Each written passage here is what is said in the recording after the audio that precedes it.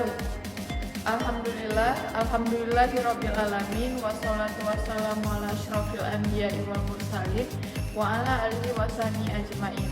Pertama-tama, mari kita panjatkan puji beserta syukur kepada Allah Subhanahu wa taala yang telah memberikan kita kesehatan dan kesempatan dalam menyelesaikan tugas kali ini. Yang kami hormati Bapak Zefri Maulana SE MSI selaku dosen pengampu mata kuliah Akuntansi Perbankan Syariah dan teman-teman sekalian. Sebelumnya izinkan kami memperkenalkan terlebih dahulu. Nama saya Nanda Khairani. Nama saya Khairani. Baiklah, kali ini kami akan memaparkan makalah kami yang berjudul Akuntansi Wadiah.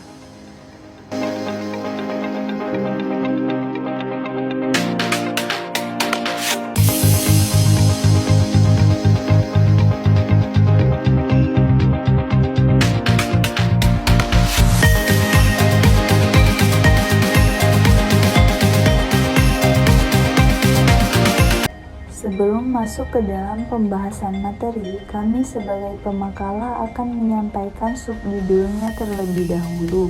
Di antaranya yang pertama, definisi wadiah, yang kedua, jenis wadiah, yang ketiga, skema akad wadiah, dan yang keempat, pencatatan akuntansi wadiah. Yang pertama, definisi wadiah.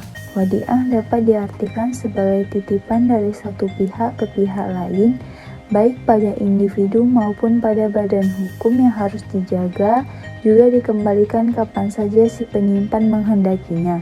Tujuan dari perjanjian wadiah adalah untuk menjaga keselamatan barang dari kehilangan, kemusnahan, pencurian, dan lain hal sebagainya. Dalam akad wadiah terdapat beberapa hukum yang harus dipenuhi.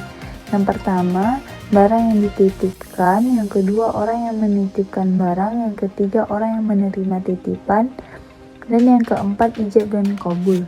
Akad wadiah ini bersifat mengikat dan juga amanah. Oleh karena itu, apabila seseorang dititipi barang oleh orang lain dan akadnya ini memenuhi rukun dan syarat wadiah, maka pihak yang dititipi bertanggung jawab memelihara barang titipan tersebut.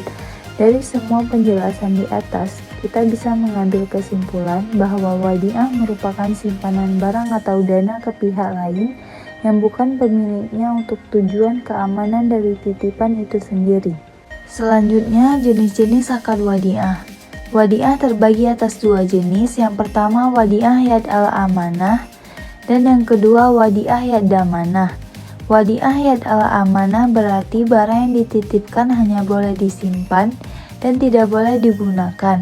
Dalam hal ini si penerima tidak bertanggung jawab atas kehilangan atau kerusakan yang terjadi pada barang titipan selama hal itu bukan akibat dari kelalaian atau kecerobohan penerima titipan.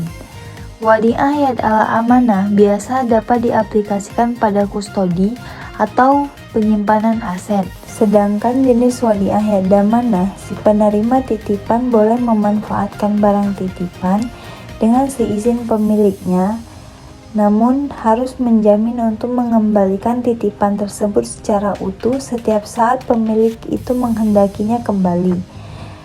Dalam hal ini, penerima titipan juga boleh memberikan bonus dengan catatan tidak dijanjikan di awal kepada pemilik barang.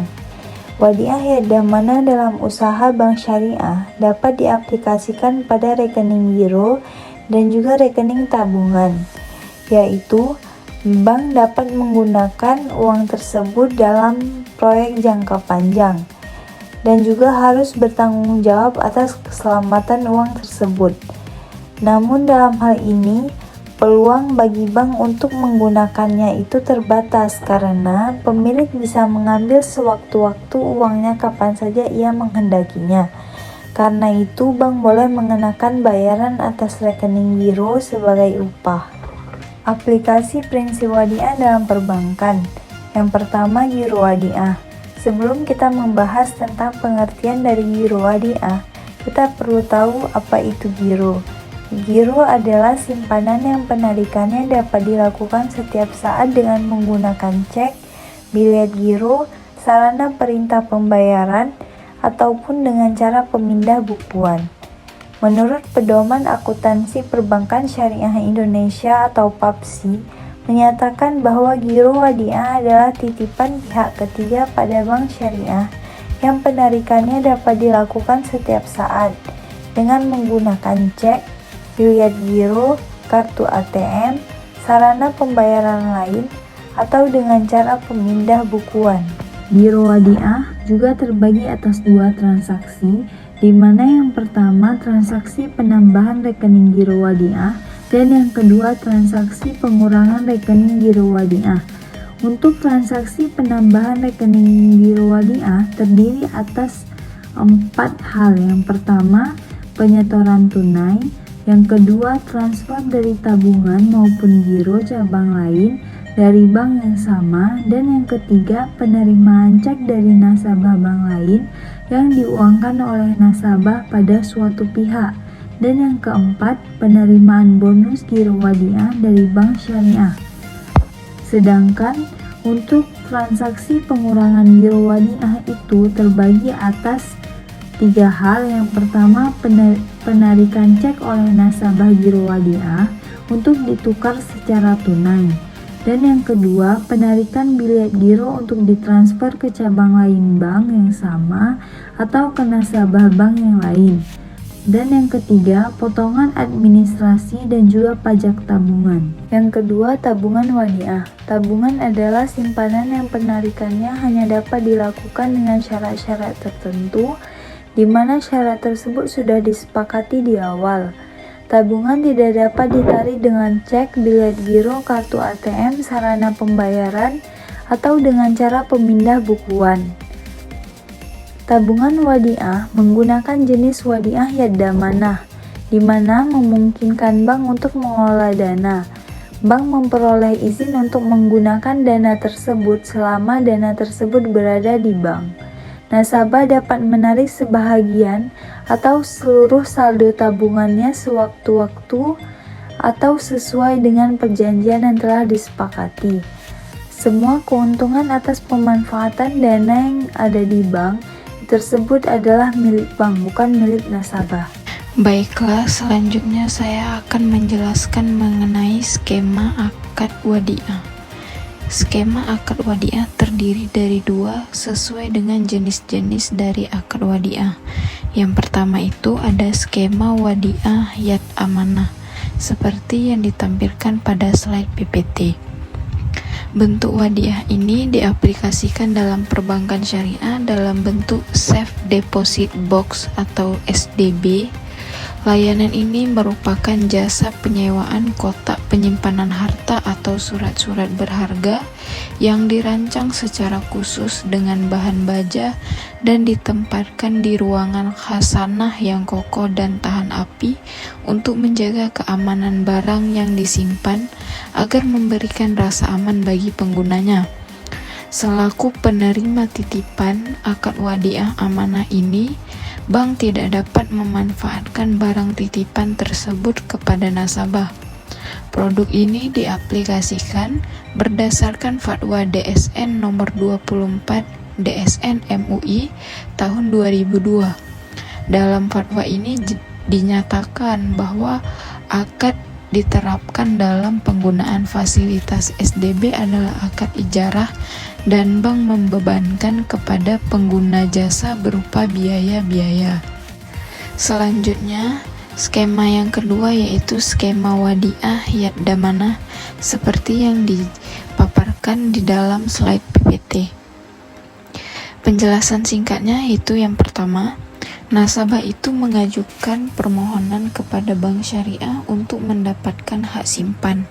Setelah terdaftar sebagai nasabah di bank syariah, nasabah dapat memilih atau mengambil produk tabungan wadiah. Akad wadiah yang digunakan itu yaitu akad wadiah yad damanah. Akad ini artinya perjanjian titipan di mana pihak penerima barang titipan atau bank diperbolehkan untuk mengelola barang titipan dengan izin pihak menitipkan barang tersebut atau nasabah. Sebelum nasabah menyerahkan barang titipan, antara nasabah dan bank syariah itu harus mengetahui hak dan kewajiban yang dimilikinya melalui suatu perjanjian akad. Yang kedua itu apabila keduanya itu telah menyepakati perjanjian atau akad tersebut, maka langkah selanjutnya nasabah memberikan barang atau uang kepada bank untuk mengisi saldo tabungan wadiah. Dan di samping itu nasabah juga harus memberikan izin kepada bank syariah agar barang atau uang yang dititipkan itu boleh atau bisa dikelola oleh bank syariah. Selanjutnya, setelah bank syariah itu menerima barang atau uang titipan dari nasabah tersebut, bank syariah itu dapat memanfaatkan barang titipan tersebut untuk kegiatan yang produktif, sehingga pemanfaatan barang tersebut dapat menghasilkan sebuah keuntungan. Yang terakhir, keuntungan yang diperoleh bank syariah atas pemanfaatan barang titipan tidak disyariatkan untuk dibagikan kepada pihak yang menitipkan barang tersebut. Namun, nasabah atau orang yang memiliki barang titipan itu mendapatkan bonus dari bank syariah. Dengan catatan, bonus yang dibagikan kepada nasabah itu tidak disyaratkan pada awal perjanjian atau akad. Dan produk ini diterapkan pada perbankan syariah dalam bentuk giro wadiah dan juga dalam tabungan wadiah. Pembahasan selanjutnya yaitu mengenai pencatatan akuntansi wadiah. Dalam proses pencatatan akuntansi wadiah, baik dalam tabungan wadiah maupun giro wadiah, terdapat beberapa transaksi. Yang pertama itu ada transaksi penerima setoran tabungan atau giro wadiah. Bentuk jurnal umumnya yaitu kas berada di debit dan tabungan atau giro wadiah berada di kredit. Untuk lebih jelasnya bisa kita lihat pada slide PPT yang ditampilkan. Sebagai contoh, pada tanggal 1 bulan Februari tahun 2024, Bank Muslim Syariah menerima setoran tunai dari Bapak Indra sebesar 20 juta rupiah untuk setoran giro wadiah. Bentuk jurnal umumnya yaitu tanggal 1, keterangannya yaitu kas berada di debit sebesar 20 juta rupiah dan giro wadiah rekening Bapak Indra berada di kredit sebesar 20 juta rupiah. Analisisnya, setoran giro wadiah telah diterima sehingga dapat diakui sebesar nominalnya 20 juta rupiah. Transaksi yang kedua yaitu penarikan dana tabungan atau giro wadiah oleh nasabah. Bentuk jurnal umumnya yaitu tabungan atau giro wadiah berada di debit dan kas berada di kredit. Sebagai contoh, pada tanggal 12 bulan April 2023, Ibu Indah melakukan penarikan dana tabungan wadiah sebesar Rp2.500.000 melalui menggunakan ATM. Analisisnya yaitu penarikan yang dilakukan Ibu Indah diakui sebesar nominal yang ditarik sebesar Rp2.500.000. Bentuk jurnal umumnya yaitu pada tanggal 12 dengan keterangan tabungan wadiah rekening Ibu Indah Rp2.500.000 berada di debit dan kas ATM Rp2.500.000 berada di kredit. Transaksi yang ketiga yaitu transfer ke rekening lain bank yang berbeda. Jika transfer antar bank dilakukan ke bank yang berbeda dan Bank Indonesia itu sebagai lembaga keliling, maka jurnal umumnya tabungan atau giro wadiah berada di debit dan Bank Indonesia itu berada di kredit. Sebagai contoh, pada tanggal 5 bulan Februari tahun 2024, Bapak Indra melakukan transfer ke rekening Ibu Nita di Bank ABC sebesar Rp2.000.000 dan Bank Indonesia itu sebagai lembaga keliling.